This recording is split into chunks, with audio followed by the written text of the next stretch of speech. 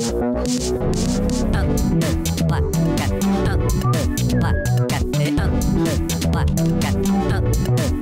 a déjà commencé. Ça a déjà commencé. Bon, tout le monde en place. On se dépêche. Et envoyez le générique. J'ai dit envoyez le générique.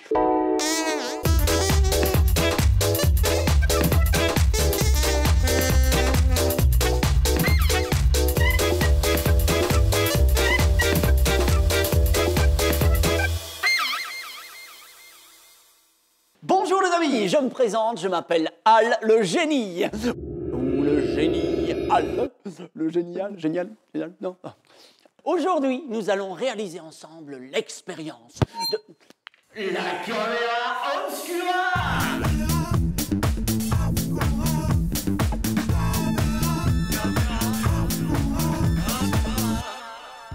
La camera obscura, mes très chers amis, est une expression latine qui signifie littéralement chambre obscure. Soit une boîte noire dans laquelle on a fait un tout petit trou dans une des parois afin d'obtenir une projection de lumière sur la surface plane qui se trouve juste en face.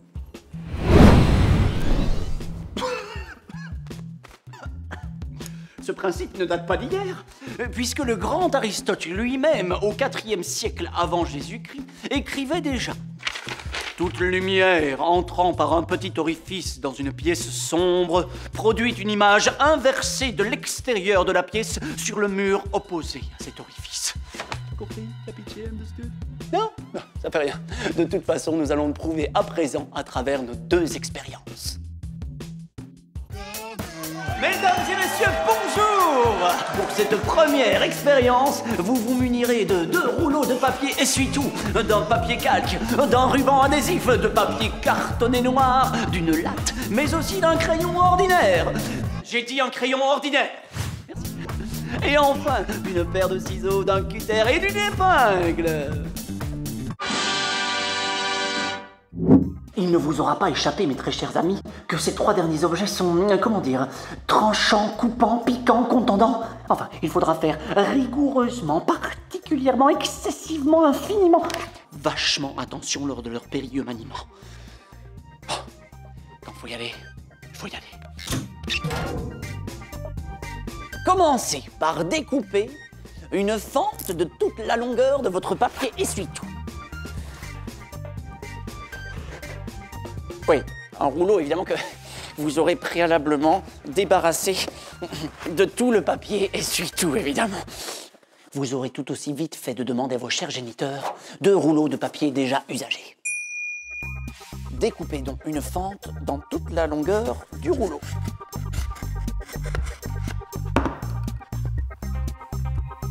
À présent, à l'aide de votre papier cartonné noir et de ciseaux, découpez une bandelette de plus ou moins 3 cm de large et de toute la longueur d'un rouleau. Prenez le rouleau que vous venez de découper et placez-le autour du rouleau vide.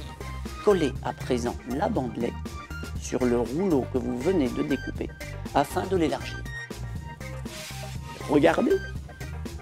Que se passe-t-il lorsque vous déplacez le rouleau intérieur dans le rouleau extérieur ?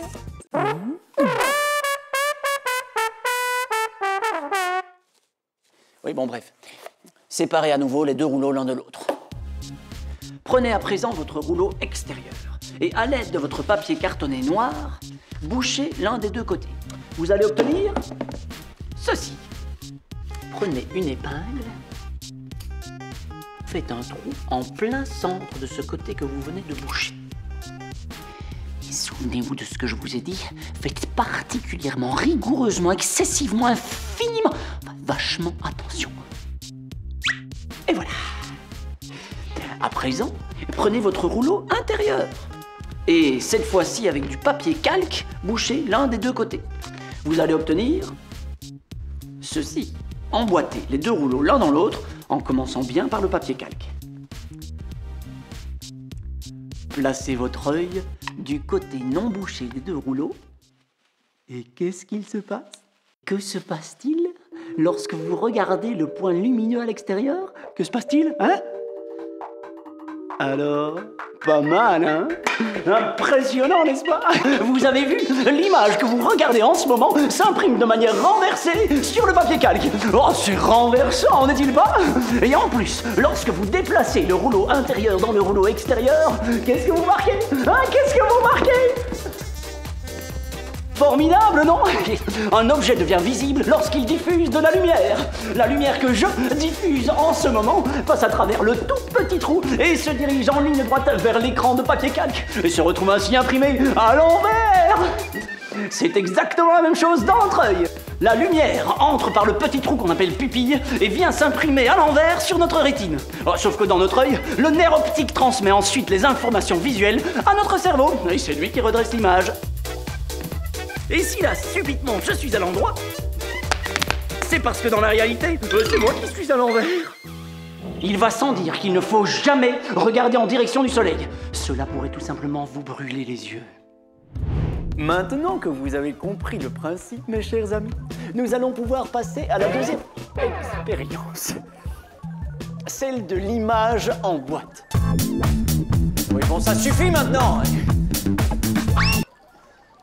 Pour cette deuxième expérience, vous vous munirez d'une boîte à chaussures et de son couvercle, d'un morceau de carton récupéré d'un emballage quelconque, d'une loupe, et enfin vous reprenez de votre précédente expérience le cutter, le papier calque, le ruban adhésif, la latte, le crayon ordinaire et la paire de ciseaux.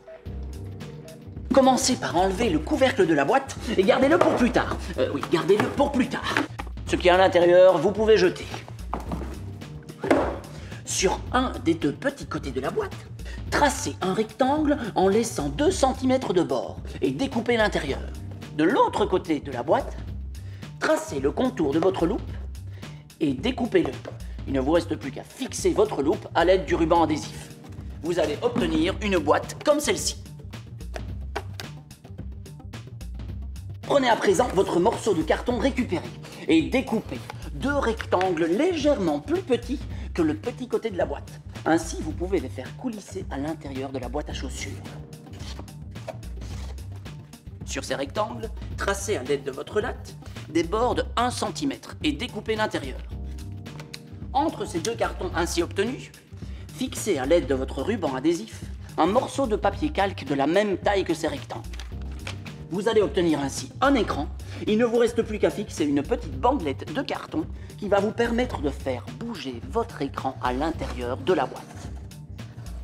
Prenez votre couvercle et découpez une fente de 2 cm sur toute la longueur afin de faire passer la languette de carton qui vous sert de manche pour votre écran. Il ne vous reste plus qu'à faire une toute petite fente pour faire passer le manche de la loupe cette fois. Refermez votre boîte et regardez. Lorsque vous diminuez ou augmentez la distance entre la loupe et l'écran, vous pouvez remarquer que la taille de l'image change, mais aussi sa netteté. C'est un peu comme dans notre œil. À part que dans notre œil, c'est la cornée et le cristallin qui assurent ensemble la mise au point. C'est dans les années 1830 que des petits malins ont eu l'idée d'équiper notre caméra obscura d'une lentille. Et c'est ainsi que naquit la fabuleuse histoire de l'appareil photo. Impressionnant, non? Bon, il est grand temps pour moi de vous dire au revoir et surtout de prendre des vacances. Alors je vous dis à bientôt pour une nouvelle expérience du génie. Je suis génial.